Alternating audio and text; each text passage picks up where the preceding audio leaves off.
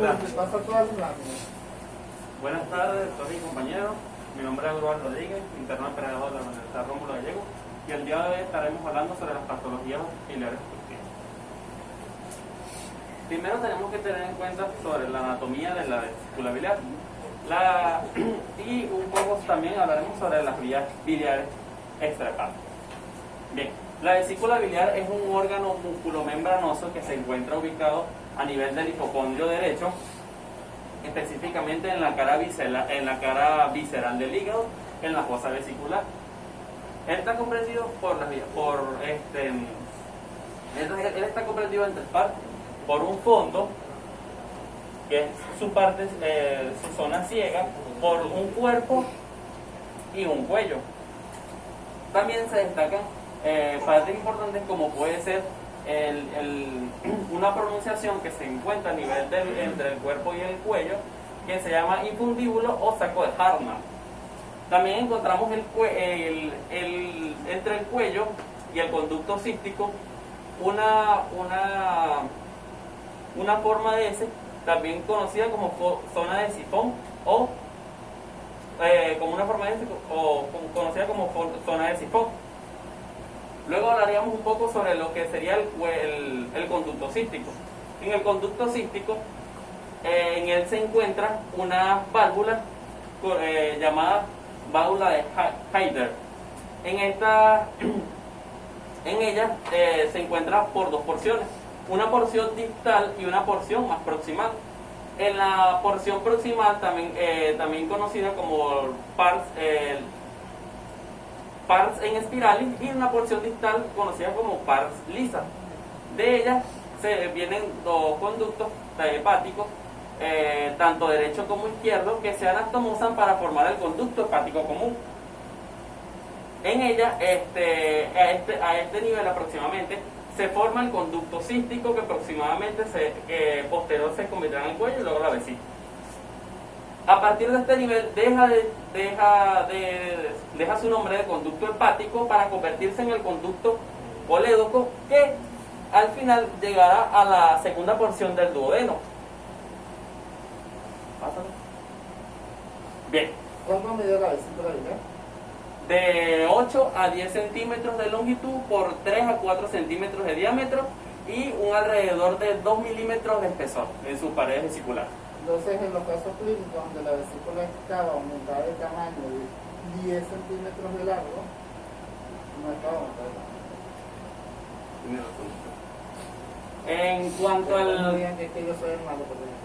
En cuanto al conducto colédoco, él drenará su contenido de la bilis a nivel de la segunda porción del duodeno. En ella llegará un conducto que conocemos como el conducto pancreático principal. Cuando se forma esta dilatación, se forma lo que conocemos como la ampolla de Barr. En el conducto colédoco, también conocido como conducto coledoquiano, va a estar formado por 4 porciones principales. Una porción supraduodenal, que estará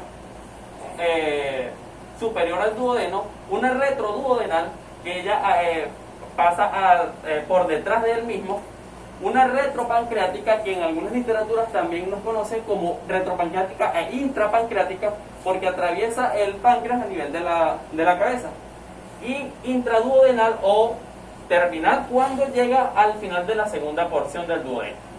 Bien, pero ¿cómo funciona? ¿Cómo esta bilis llega al duodeno? ¿Cómo llega la bilis a la vesícula? Si vemos dirán, bueno, de forma retrógrada, por gravedad, la bilis baja aquí y llega a visceral aquí. No es así. En cuanto a la función, la bilis viene de los conductos, pero aquí se encuentra un esfínter. El esfínter normalmente se encuentra cerrado y por función retrógrada la bilis se devuelve y se almacena en la vesícula. Como lo podemos ver aquí, llega al conducto colédoco, atraviesa, esta es la porción retropancreática o intrapancreática. Ella atraviesa el páncreas y a un lado va a llegar el conducto pancreático. A este nivel, donde ambos conductos se unen, es la ampolla de váter. En el conducto colédoco y en el pancreático van a haber unos esfínteres que ellos regulan el paso de esta sustancia. En ella encontraremos el esfínter de Oddi por parte del conducto colédoco, un esfínter pancreático para el conducto pancreático y un esfínter de la ampolla de váter que él controla las secreciones tanto pancreáticas como biliares. ¿Dónde llega más específicamente? Pues llega aquí, a lo que conocemos como papila duodenal mayor. Esta papila es esta que presentamos aquí. ¿Pero cuál es esta? Esta está formada por el conducto accesorio pancreático, también conocido como conducto de Santorini. Bien. ¿Cuáles son las variabilidades anatómicas de ese confluente? Las variabilidades Anatómicas de este confluente.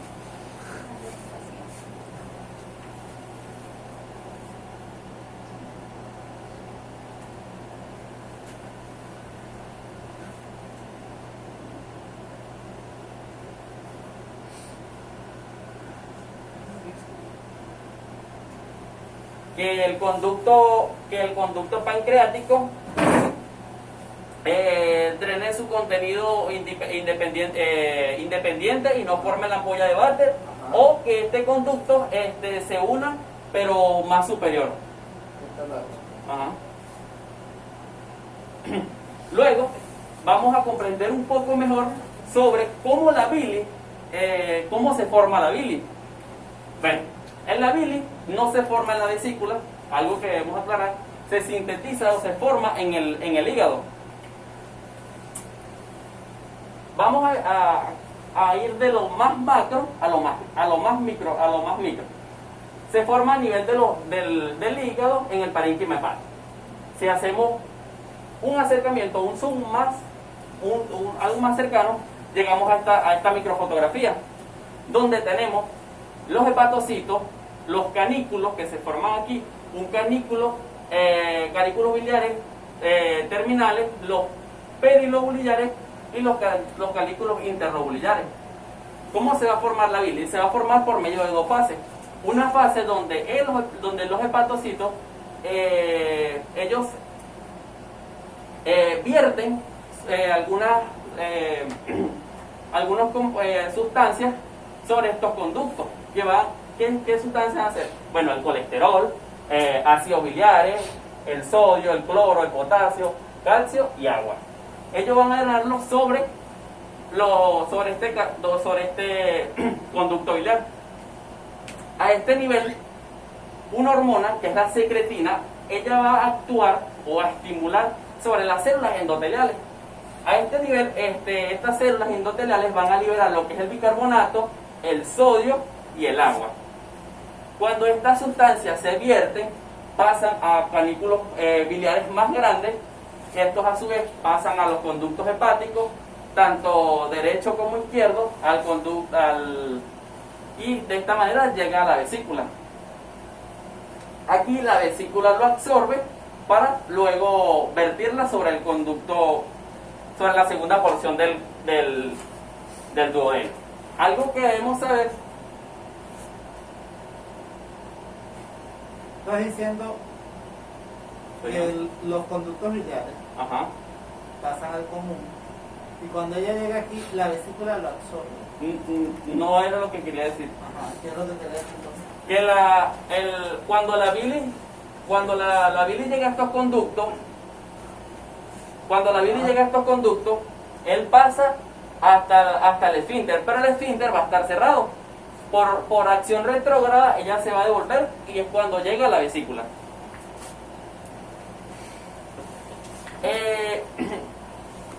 ¿Y cómo se va a activar se va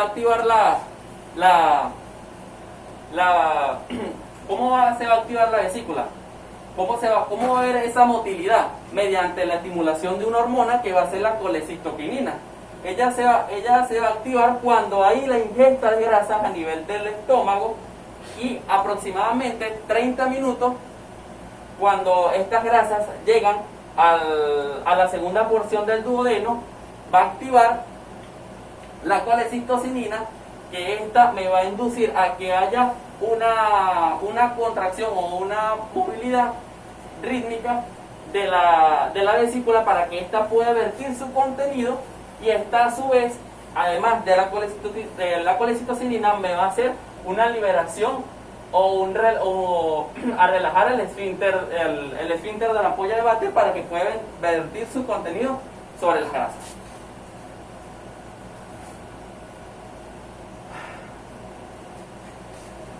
Luego,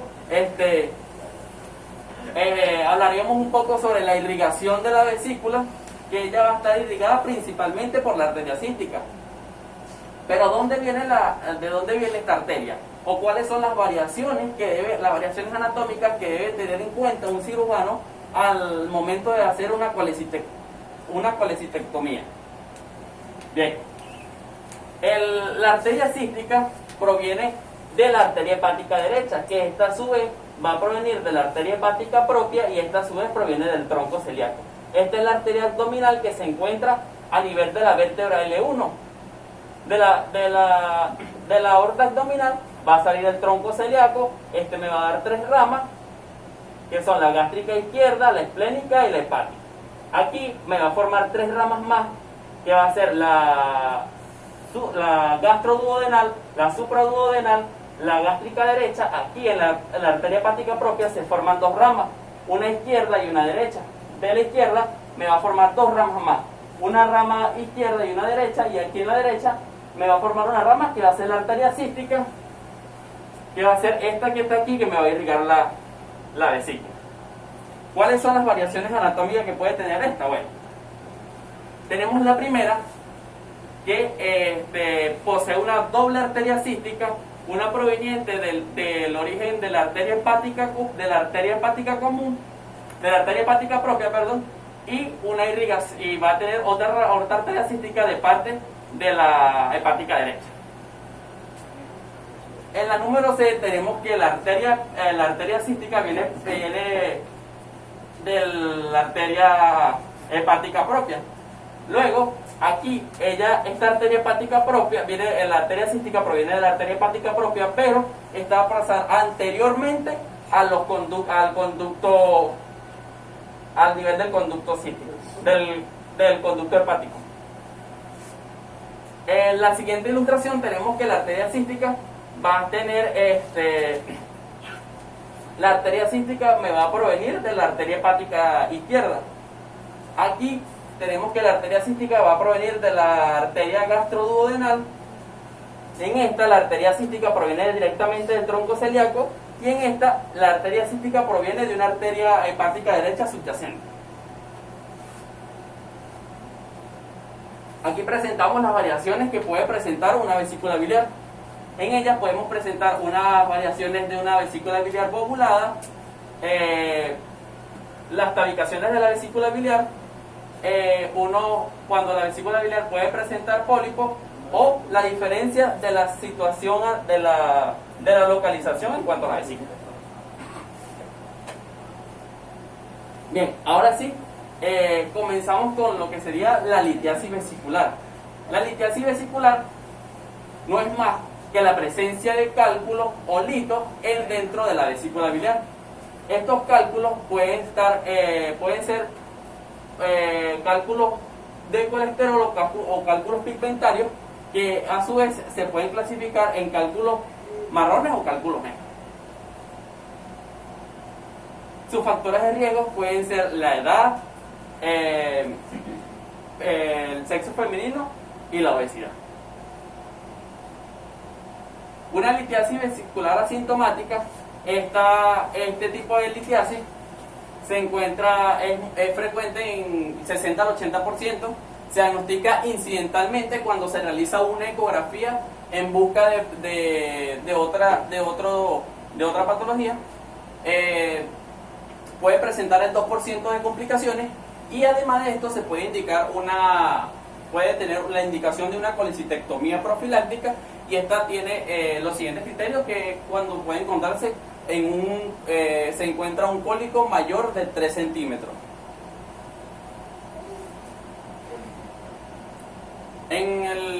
Luego presentamos lo que es un cólico biliar simple, que el cólico biliar simple es el dolor característico de una litiasis. Este se manifiesta como un dolor visceral que suele presentarse tras la ingesta de alimentos copiosos. Este suele progresar suele aliviarse de manera progresiva, suele localizarse en el epigastrio, en el hipocondrio derecho, y algunas veces suele irradiarse hacia la escápula. El diagnóstico es mediante una anamnesis, un examen físico y una ecografía, donde podemos mostrar en esta ilustración podemos mostrar el cálculo que se encuentra aquí. La colecistitis aguda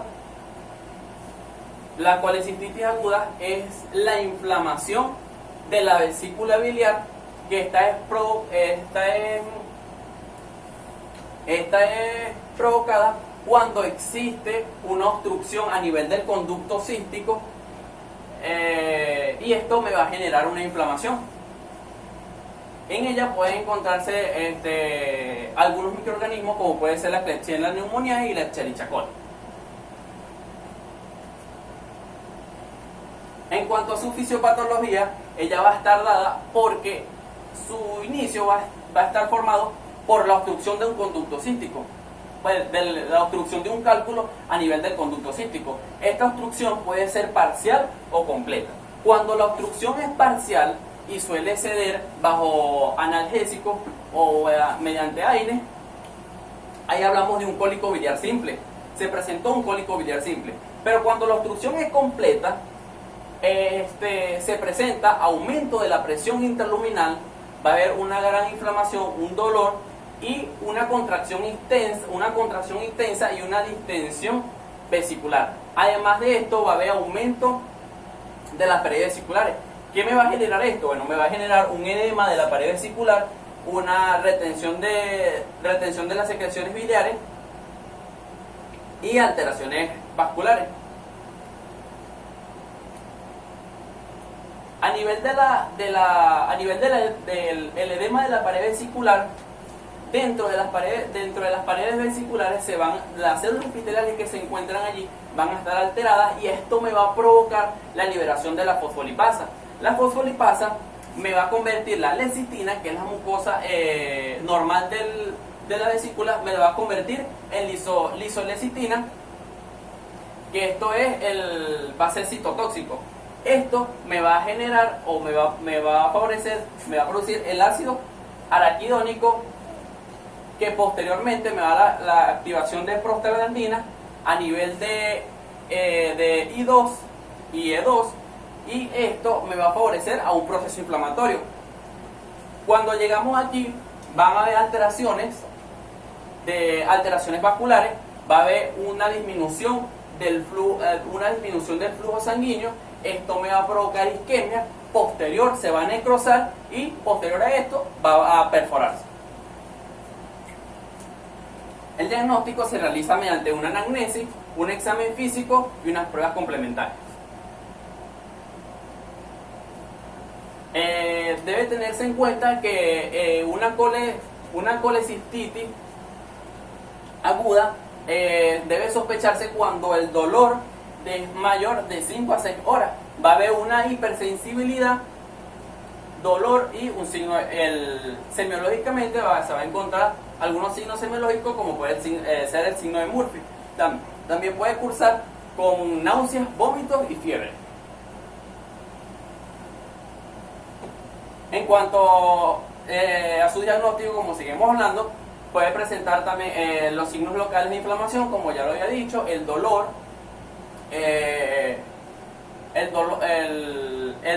la hipersensibilidad, los signos sistémicos de inflamación, como pueden ser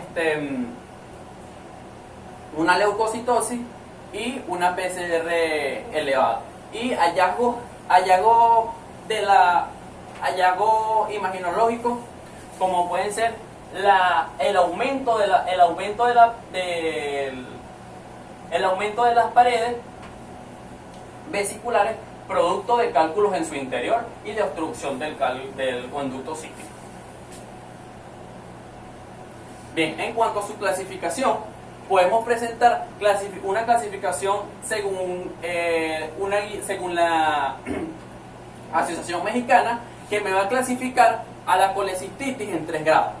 Un grado leve, un grado moderado o grado 2 y un grado 3 o grado severo. En el grado leve encontraremos un paciente saludable con cambios inflamatorios leves y un bajo riesgo operatorio. En el grado 2 encontramos pacientes con una leucocitosis mayor de 18.000, una masa palpable y un cuadro clínico mayor de 72 horas. En el grado 3 puede haber disfunción cardiovascular como hipotensión, disfunción neurológica, respiratoria y renal. El tratamiento va a estar dado según los grados. En el grado 1 se puede usar tratamiento oral por fluoroquinola, puede utilizarse levofloxacina, levofloxacino o ciprofloxacina. En el grado 2 se utilizan penicilinas de amplio espectro como la piperacilina tazobactam o una ampicilina subbactam. En el grado 3, un grado más severo, se utiliza cefalosporina de tercera y cuarta generación, como puede ser de primera elección. Se puede utilizar la cefoperazona con sulbactam, la ceftriaxona, la ceftazidima y el cefepime.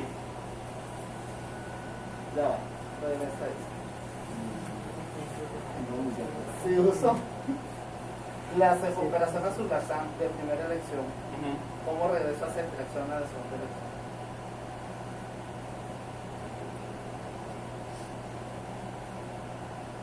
¿De qué nivel microbiano estamos hablando de la cefoperazona con sulbactam? ¿Cómo? ¿Qué nivel antimicrobiano tiene? ¿Es de qué tipo? ¿De qué generación? ¿Qué es la cefoperazona con sulbactam? ¿Pertenece a qué grupo? A las cefalosporinas de tercera generación.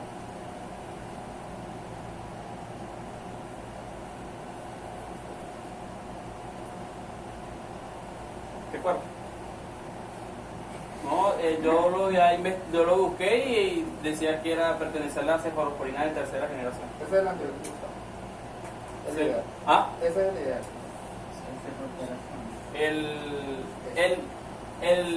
El ideal es la ceftriaxona. Pero, o sea, porque el ideal es la cefoperazona. No, perdón. El ideal, según la guía mexicana en que me basé, dice que se utiliza de primera línea la cefoperazona con sulbactam.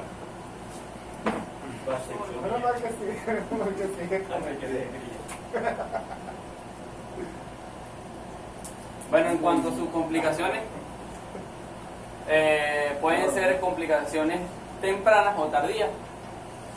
En las tempranas podemos encontrar un piocolecisto, una gangrena vesicular o una perforación, y en las tardías encontramos el hidrocolecisto.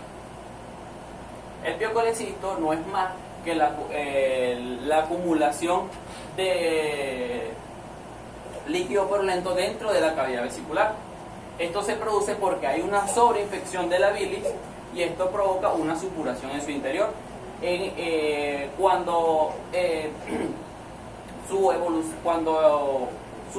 Cuando va progresando su evolución, el líquido vesicular es sustituido por pus.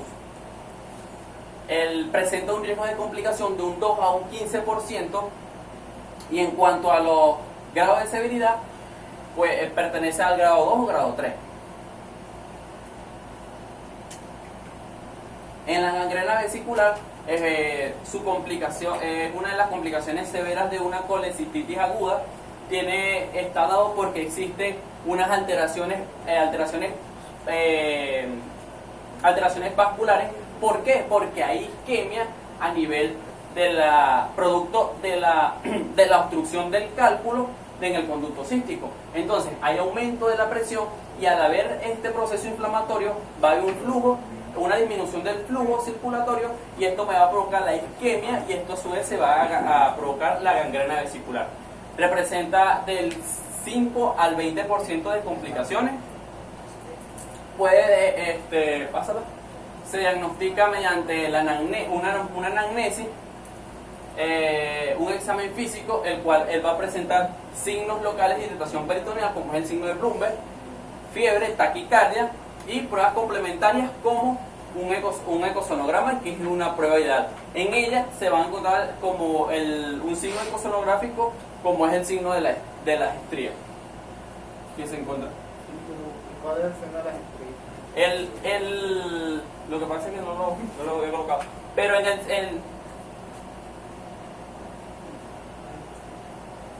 a este nivel, en las paredes vesiculares, se van a formarse como unas estrías, o sea, como una de verdad, unas rayitas. Imagínate la viejita, ¿cómo es que se llama? Soledad.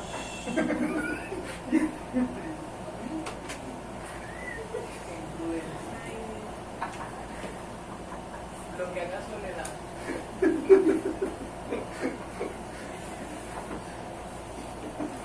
Bueno, en cuanto a la perforación vesicular, es la complicación más grave que existe aquí. Representa alrededor del 70% de las complicaciones, y esto ocurre porque hay una ruptura a nivel de la pared vesicular producto del aumento de la presión intraluminal de las paredes vesiculares. Su diagnóstico va a estar dado por la anamnesis, un examen físico y unas pruebas complementarias, como puede ser la ecografía. Según estudios ecosonográficos, muestran signos ecosonográficos positivos, como puede ser el signo del agujero, que es este que encontramos aquí, que se encuentra el líquido producido por una ruptura de la pared vesicular.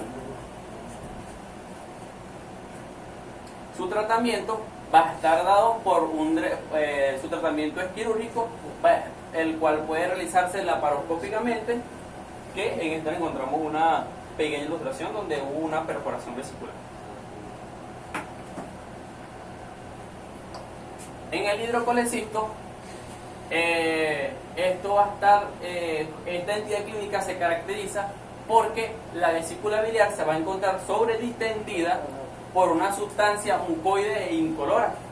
Esto va a estar ocasionado secundario a una infección producto de la obstrucción que se genera alrededor del conducto cístico, y esto me va a provocar la distensión y el aumento del tamaño de la vesícula. Representa aproximadamente del 5 al 15% de las complicaciones. Sus manifestaciones clínicas van a estar dadas por el dolor, fiebre, escalofríos, náuseas y vómitos.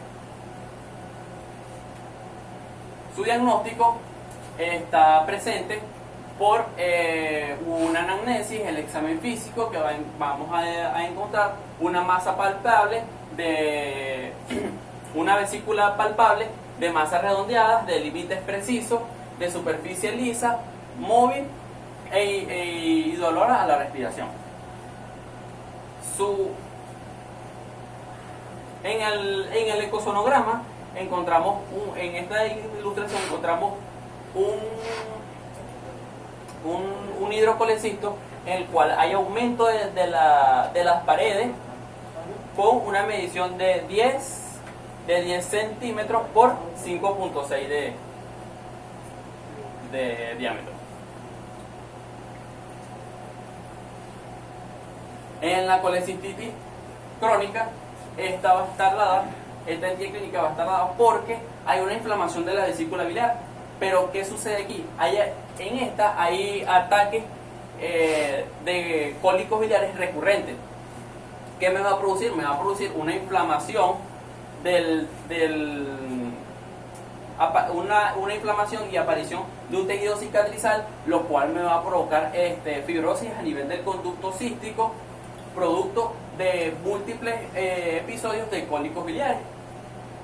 El dolor suele presentarse posterior a la ingesta de comillas copiosas.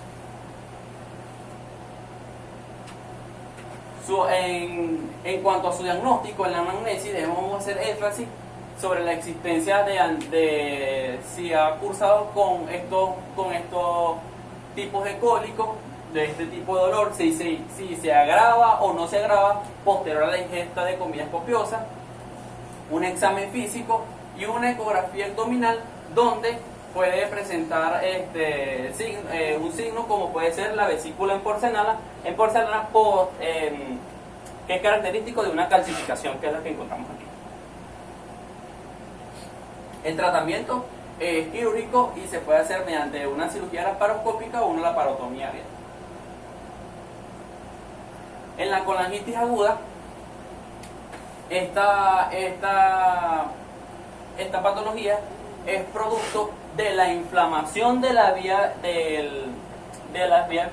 biliar, las vías biliares, producto secundario a una inflamación bacteriana. Esta obstrucción puede estar formada por diversas causas. Una de ellas es por un cálculo de una coledocolitiasis. Y esto me va a generar el crecimiento bacteriano. Las manifestaciones clínicas va a ser muy específico, ya que se encuentra aquí presente lo que es la tríada de Charcot, que esta va a estar caracterizada por fiebre, dolor abdominal e ictericia.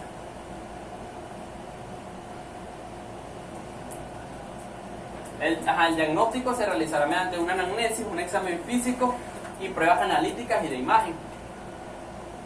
Bueno, como lo había comentado anteriormente, el diagnóstico clínico se realiza mediante la ictericia, las alzas térmicas, la fiebre y el dolor abdominal. En las pruebas analíticas encontramos marcadores de inflamación elevada, como puede ser una leucocitosis o una PCR elevada, y pruebas de función hepáticas alteradas, como puede ser la aminotransferasa. En las pruebas de imagen, la ideal de mayor disponibilidad con una especificidad alta se utiliza el ecosonograma, donde aquí podemos apreciar el aumento del tamaño del conducto coledor. La antibiótico-terapia se puede realizar según el grado en que ésta se encuentre. Cuando el grado es leve, se puede utilizar antibiótico-terapia de 2 a 3 días. Cuando es moderado, este antibiótico puede usarse de 5 a 7 días y además de esto, debe tenerse en cuenta un drenaje biliar. Los antibióticos que pueden usarse en este caso puede ser la piperacilina tazobactam, una ceftriaxona más metronidazol o levofloxacina. El drenaje biliar de primera elección es la CEPRE, que es la colangiopancreatografía retrógrada endoscópica. Esta se debe realizar según el grado en que se encuentra la colangitis. Cuando una colangitis se encuentra en un grado leve, se debe administrar antibiótico-terapia y posterior a las 24 o 48 horas se debe realizar la CEPRE.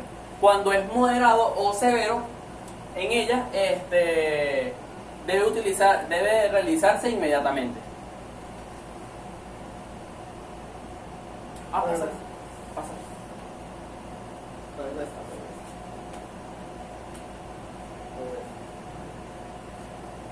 Si tienes un tratamiento de elección para una colecistitis aguda, ¿por qué no aparece el tratamiento ideal en la colecistitis? El mismo tratamiento.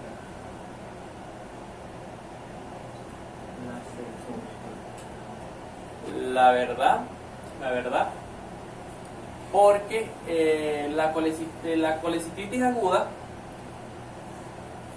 la saqué de un lado y de otro lado sacaste la colangitis. Pero sigue siendo el mismo tratamiento. Eso le iba a comentar Sin embargo, Ningún tratamiento de una colangitis ni es de 3 ni es de 5 días. Todos pasan los 7 días. Es un paciente que llega séptico. Y como llega séptico, porque ha venido con dolores recurrentes en los hospitales del interior del país, todo dolor se manda para su casa porque no estorba el paciente en el hospital, ¿verdad? Entonces toma el tratamiento y váyase, y vuelve a regresar y le pongo más un tapín y se vuelve a su casa porque ya el tratamiento mejoró. El paciente llega séptico. El paciente que llega séptico llega en malas condiciones. En los hospitales ideales, el paciente llega con diagnóstico de colangitis, se hacen los laboratorios y de una vez se pasa a la gastroenterología para que haga la colangiopatología retrograda endoscópica de emergencia. De ahí, una vez iniciado el tratamiento y culminada la CEPRA, se le dan 24 horas. La literatura dice que a las 24 horas, si no hay mejorías clínicas, se hace una segunda colangiopatología retrograda endoscópica.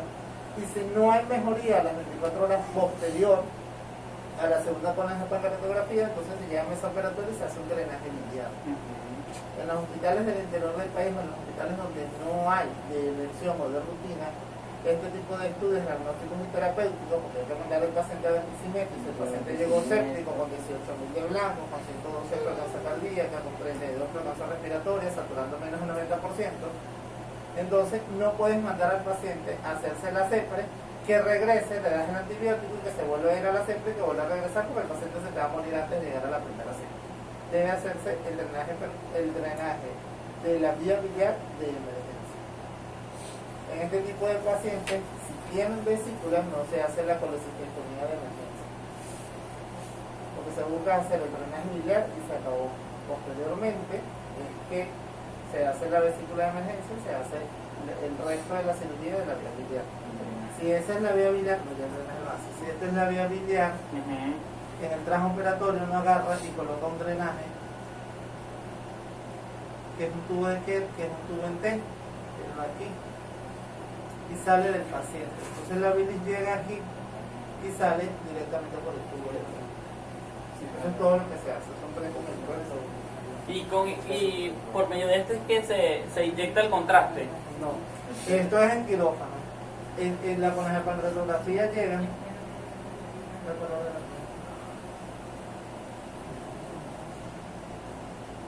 En la colangiopatología que está el endoscopio. Este es el endoscopio. Ajá. ¿Okay? Y buscas la papila y metes esta línea que está aquí, que es el Esta indicador línea de que está aquí. contraste, hasta el coledo. Ahí colocas, coloca el contraste y se pinta toda la vía biliar. Estas 3 imágenes aquí son 3 cálculos. 3 cálculos. Aquí debería haber otro. La interposición. Y aquí está la vía biliar izquierda. Por aquí se debe ramificar para la derecha, porque es la izquierda, porque aquí tiene las ramificaciones de las vías increpantes.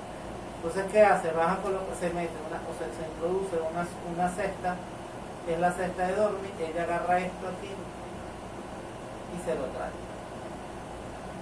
Que ahí es donde se expande, ahí expande la vía biliar para poder. No, la vía biliar está expandida, no está expandida. Lo que hace es meter la cesta es un alambre como una algo que yo lo le iba a trae, lo preguntar. saca y lo deja libre en el duodeno. Yo le iba a preguntar que había leído que en la colangitis, cuando es severo, hay alteraciones de las funciones hepáticas. Es una sepsis. Ajá, pero ya entendí, porque había también alteraciones de la urea y la creatinina. Es sepsis, el paciente es sepsis. Pero no sabía por qué. Y ayer vimos que hay un síndrome hepatorenal cuando hay insuficiencia hepática. La insuficiencia hepática es severa, pero es inmediata porque es sepsis, shock séptico, que no se dio, entonces debió haberse dado y se debe haber explicado eso, porque en el shock séptico hay insuficiencia hepática, la insuficiencia hepática me lleva a la insuficiencia renal, en este caso. La misma fisiopatología del shock. Bueno, en cuanto a los quistes de coledoco, es una entidad médica bastante rara, son dilataciones quísticas de las vías biliares, tanto extrahepáticas como intrahepáticas. Ellas suelen malignizarse con bastante frecuencia, ya que se consideran que son lesiones premalignas. En cuanto a su epidemiología, estos tipos de cálculos suelen presentarse de 1 a 2 pacientes por cada 100.000 pacientes. En cuanto a sus manifestaciones clínicas, ella va a estar de acuerdo a la edad. En un 75 a un 80% se presenta en niños. En niños puede presentarse una tríada clásica que es la ictericia, el dolor en el hipocondrio derecho y una masa palpable. En adultos, del 25 al 20% puede presentarse fiebre, puede ser secundario a una colecistitis o una coledocolitiasis, puede presentar prurito y puede presentar tanto vómito como anorexia. En cuanto a su clasificación, estos tipos de cálculo, estos tipos de quistes, según Toniet, los clasificó en cinco grupos. El quiste tipo 1 se presenta a nivel de las vías biliares extrahepáticas. Él lo subclasificó en tres tipos. El tipo 1A, que se encuentra a nivel de toda la vía biliar extrahepática, como puede ser el de la vía biliar extrahepática, como es el conducto hepático y colédoco. En el tipo 2, esta dilatación fusiforme se encuentra a nivel del conducto colédoco. En el tipo 3, toma todo el quiste proporciona lo que es el conducto hepático, el colédoco y una porción del cístico. En el tipo 2 se caracteriza porque hay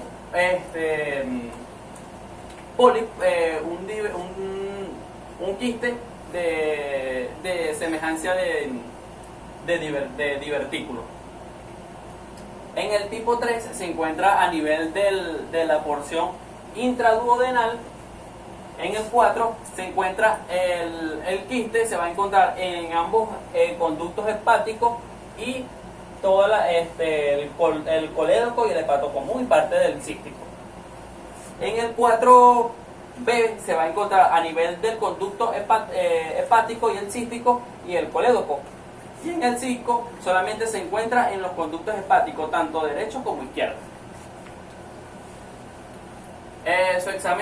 Su diagnóstico se va a realizar mediante la anamnesis, un examen físico en cual se encontrará puede estar presente la masa palpable y pruebas de imagen como puede ser un ecosorograma donde aquí puede presentarse el quiste.